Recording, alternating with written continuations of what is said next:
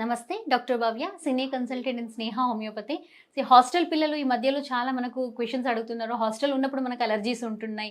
మళ్ళీ ఇంటికొస్తే మనం నార్మల్ అయిపోతున్నాము. ఎందుకు హాస్టల్ ఉన్నప్పుడు ఇలా ప్రాబ్లమ్ అవుతుందనేసి. హాస్టల్ ఉన్నప్పుడు ఏమవుతాయంటే మనకు క్లీన్లీనెస్ మ్యాటర్స్ దే. డస్ట్ ఏమైనా ఎక్కువ ఉన్నదంటే మీకు డస్ట్ అలర్జీ ఫస్ట్ స్టార్ట్ అవుతుంది. నెక్స్ట్ వచ్చేసి మనకు పోలన్స్, అంటే మీ హాస్టల్ దగ్గరలో ఏదైనా ఎక్కువ చెట్టులు ఉన్నాయి, అవన్నీ పోలన్స్ అప్పుడు ఫ్లవర్స్ వస్తున్నాయి అంటే గనక అప్పుడు కూడా మీకు ఆ పోలన్ అలర్జీ అనేది ఉంటుంది. Next dust allergy as usual మనకు పొద్దున్న లేచిన వెంటనే ఒక కంటిన్యూస్గా 10-15 తుమ్ములు రావడం, ముక్కు నుంచి కారడము, కండ్లన్నీ ఎర్రగా అయిపోవడము, ఇలాంటి సిమ్టమ్స్తో పాటు ఉంటారు. దీంతో పాటు నెక్స్ట్ ఫుడ్ అలర్జీ ఉంటుంది ఒక్కొక్కరికి.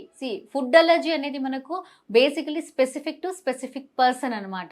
ఒక్కొక్కరికి వాళ్ళకి ఏది పడది అది తింటే వెంటనే వాళ్ళకి లూజ్ మోషన్స్ అవుతాయి, లేదంటే కడుపు నొప్పి లేస్తూ ఉంటుంది.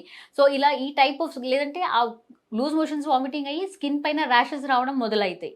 ఇలాంటి లక్షణాలు ఏదున్నా సరే మీరు వెంటనే డాక్టర్ని కన్సల్ట్ అవ్వండి. కన్సల్ట్ అయితే దానికి తగినంత మెడిసిన్స్ అనేది మనకి ఇవ్వడానికి ఈజీ ఉంటుంది.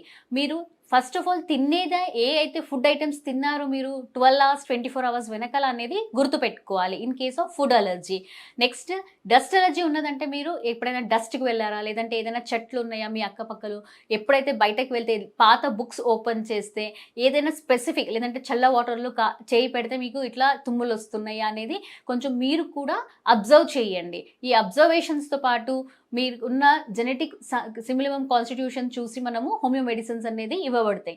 మన దగ్గర ఆరంట్రిఫ్, పోతోసు, హిస్టమైన్, నెక్స్ట్ మనకు ఇన్ కేస్ మిల్క్ ఇంటాలరెన్స్ ఉంటే దాన్ని రెక్టిఫై చేయడానికి చాలా మంచి హోమియోపతిక్ మెడిసిన్స్ ఉన్నాయి. డాక్టర్ పర్యవేక్షణలో మాత్రమే మీరు అన్ని హోమియో మెడిసిన్స్ వాడాలి. Thank you.